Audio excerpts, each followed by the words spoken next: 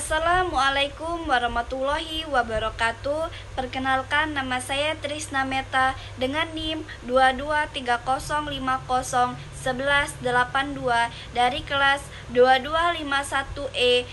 Video ini saya buat untuk memenuhi tugas UTS Perencanaan Komunikasi yang diampu oleh Ibu Dr. Vivi Hasmawati, MSI. Baiklah, di sini saya akan menjelaskan perencanaan komunikasi. Ada 4 yang melatar belakangi perencanaan komunikasi. Yang pertama yaitu untuk menggerakkan program komunikasi di lembaga pemerintah, swasta, organisasi untuk meningkatkan pemasaran, baik pemasaran sosial, pemasaran komersial, dan pemasaran politik. Yang kedua, untuk menciptakan citra positif bagi sebuah perusahaan.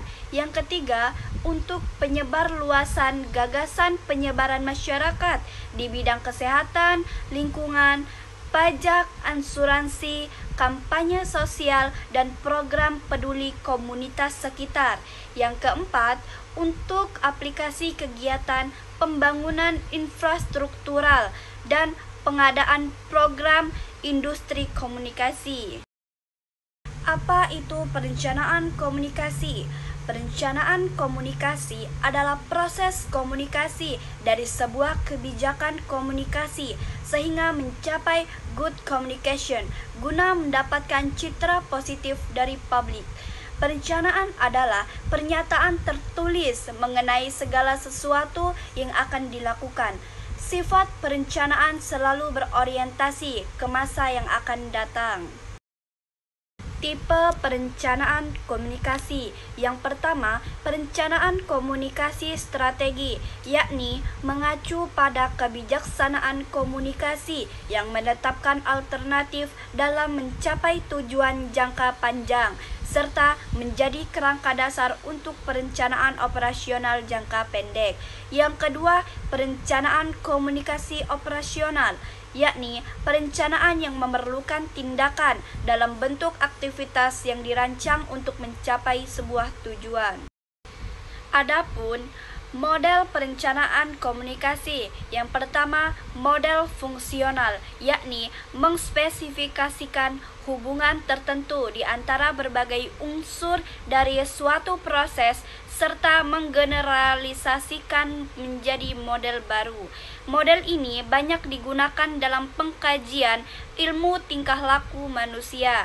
Yang kedua, model operasional, yakni menggambarkan proses dengan cara melakukan langkah-langkah pelaksanaan suatu program dengan berusaha mengspesifikasikan tugas dan hubungan antara komponen pendukung, serta membuat proyeksi terhadap kemungkinan yang bisa mempengaruhi proses pelaksanaan. Elemen-elemen perencanaan komunikasi. Yang pertama, tujuan, yakni kondisi masa depan yang akan dicapai. Yang kedua, aksi, yakni serangkaian kegiatan yang akan dilakukan untuk mencapai tujuan. Yang ketiga, sumber daya, yakni hal-hal yang dibutuhkan dalam pelaksanaan aksi. Dan yang terakhir, yang keempat, pelaksanaan, yakni tata cara dan arah pelaksanaan kegiatan. Teori pendekatan komunikasi. Ada 4 teori pendekatan komunikasi. Yang pertama, teori pembangunan, yaitu program dan sistem pembangunan harus punya strategi agar program berjalan.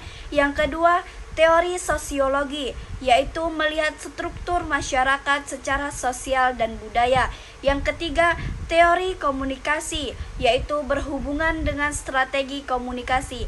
Dan yang terakhir, yang keempat, teori komunikasi organisasi, yaitu bentuk organisasi, apakah vertikal, horizontal, dan diagonal. Perencanaan komunikasi operasional, rencana yang berbentuk tindakan yang sudah dilakukan dalam perencanaan komunikasi. Perencanaan operasional komunikasi dibagi menjadi 3, yakni yang pertama infrastruktur, menggunakan media dan alat komunikasi dari teknik strategi planning. Yang kedua, perencanaan program komunikasi, bagaimana keterampilan pengetahuan mengkomunikasikan program yang telah disusun dalam strategi komunikasi. Yang ketiga, alternatif, bisa ada jika strategi ke-1 dan kedua tidak berfungsi. Sekian video ini saya buat. Wassalamualaikum warahmatullahi wabarakatuh.